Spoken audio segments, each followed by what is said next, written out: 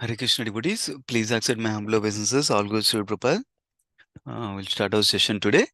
Om Namo Om Ajnanatimirandasya Gnananjana Shalakaya Chakshurunmitam Yena Tasmai Shri Guruve Namaha Namah Vishnupadaya Krishna Pestaya Bhutale Srimate Bhaktivedanta Swami Nitinamine Namaste Saraswati Deve Gauravani Pracharine Nirvishesha Shunyavadi Paschat Desatarini Jai Shri Krishna Chaitanya Prabhu Nityanand Shri Advaita Gadadhar श्रीवासादि Gaur भक्तवृंद Hare Krishna Krishna Krishna Hare Hare Hare Ram Ram Ram Hare Hare.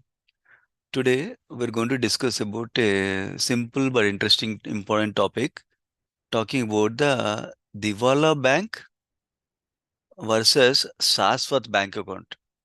So this terminology is like little bit of Hindi mixed in it.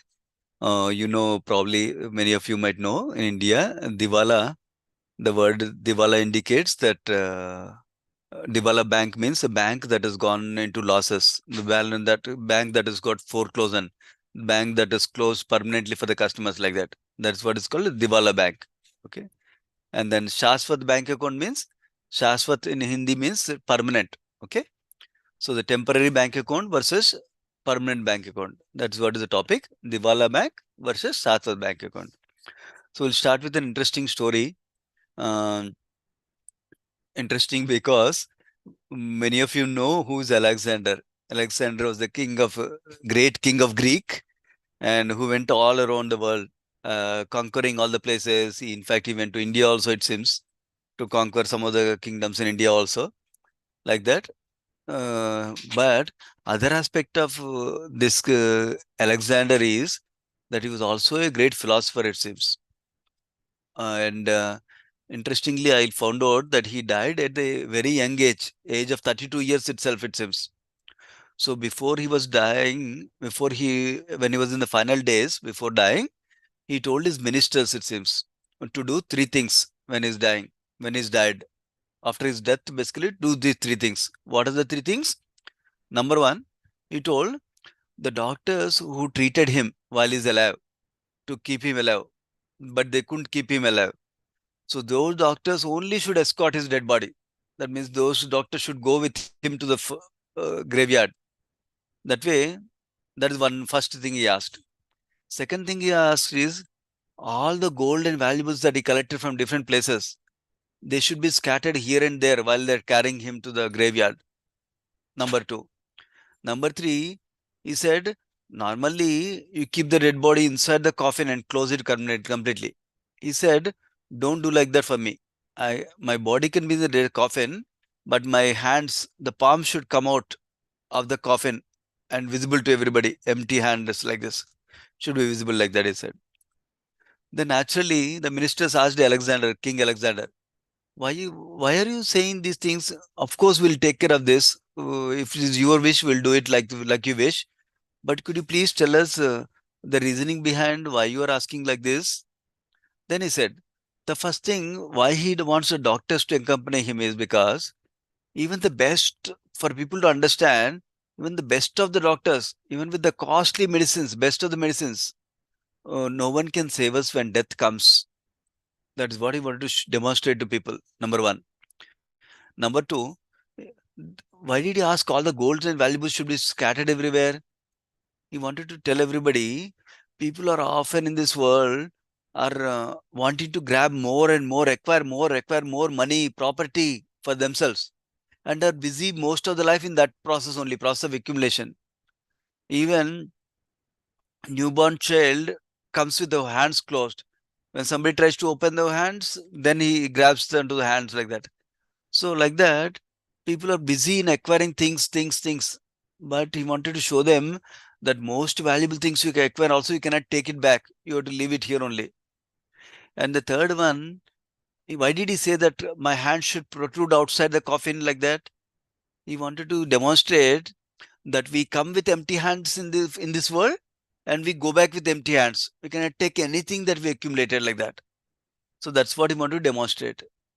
So basically, this is showing us the temporary nature of this world, temporary nature of this body, temporary nature of the material positions we get.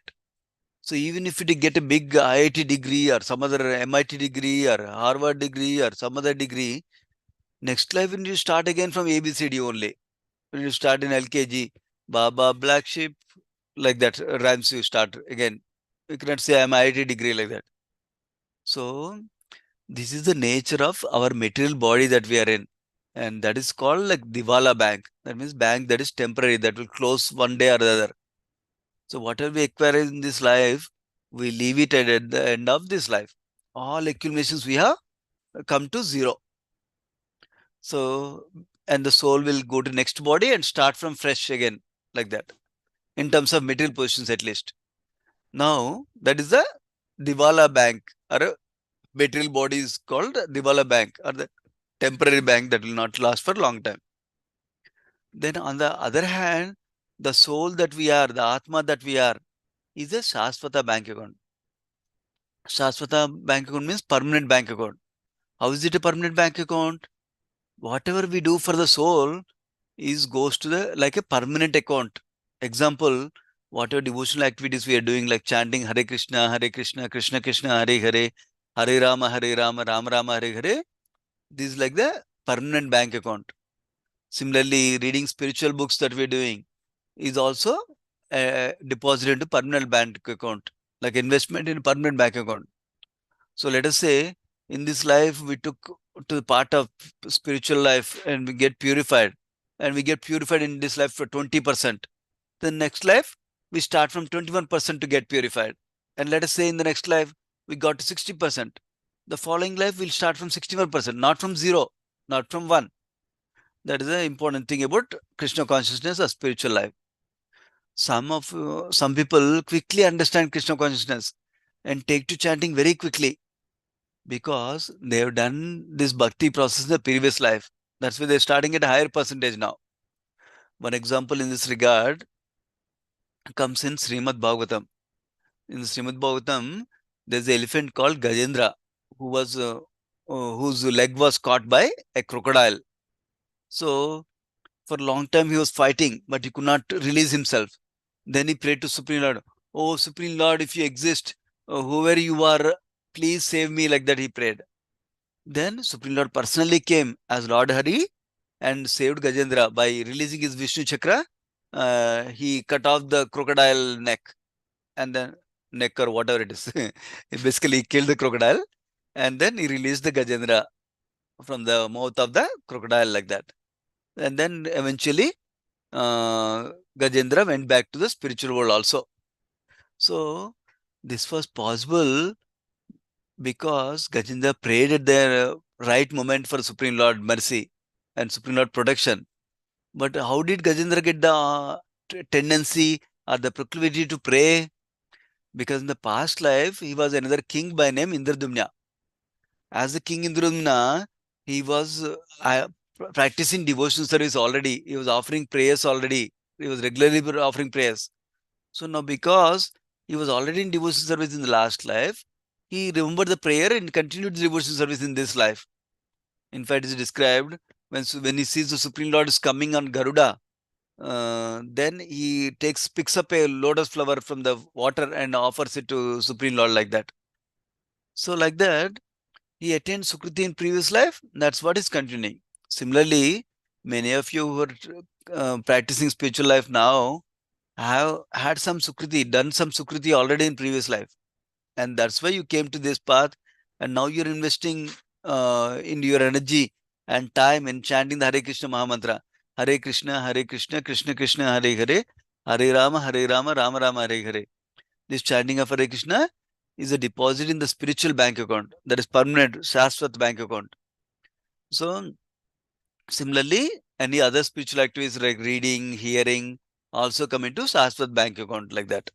In one sense, all of you are intelligent investors because you're investing something that is going to stay permanently, not something in temporary like material body like that.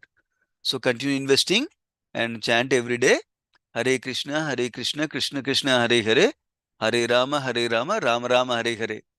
That way, your whatever deposits you make will come to you in the next life. Not like everything doesn't start from zero like that. Yeah. So I encourage you to chant every day Hare Krishna Mahamantra. We'll meet again next week. Hare Krishna.